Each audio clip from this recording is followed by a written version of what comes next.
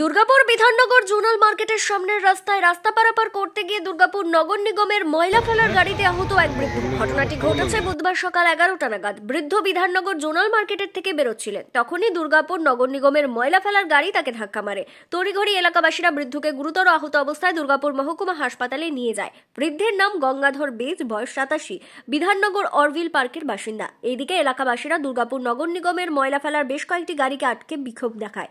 ঘটনাস্থলে আসে Durgapur new township থানার পুলিশ। বেশ কিছুক্ষণ ধরে চলে বিক্ষোভ। পুলিশ এসে পরিস্থিতি নিয়ন্ত্রণ করে।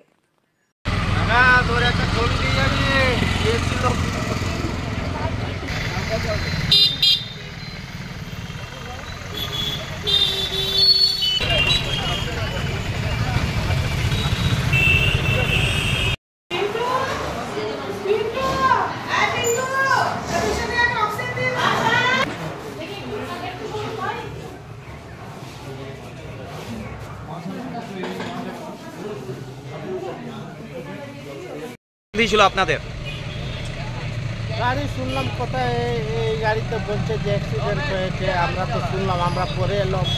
আপনাদের গাড়ি আটকে রেখেছিল কারা? এইখানে পাবলিক। তা এখন কি করলো, ছেড়ে দিলেন? হ্যাঁ ঠিক আছে। নাম কি আপনার? আমার নাম কৃষ্ণ সেন। সাংঘাতিক চলে, প্রতিদিন বেপরোয়া গাড়ি চলে। বাজারে সময় এখানে ছোট বাচ্চারা স্কুলে যাচ্ছে, এখানে বয়স্ক মানুষরা, এমনকি এখানকার যে কোয়ার্টারে হাউজিংয়ের লোকেরা সব বাজার করছে। এইখান থেকে বেপরোয়া গাড়ি চলছে, এমনকি ডিএমসির গাড়িগুলো স্পেসিফিকলি ওরা খুব রাফ গাড়ি চালাচ্ছে। এবং স্কুল টাইমটাতে যেমন দুই একদিন আগেও এরকম হয়েছে, স্কুল টাইমের মধ্যে দুই একটা বাচ্চাকে পুরো মেরে দেওয়ার উপক্রম।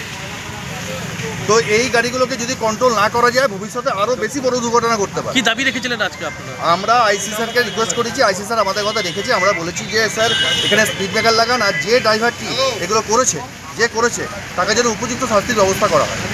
গাড়ি আটকে রেখেছিলেন আপনারা? গাড়ি আটকে রেখেছিলাম, কিন্তু আমাদের পরিষেবা নষ্ট করা আমাদের উদ্দেশ্য নয়।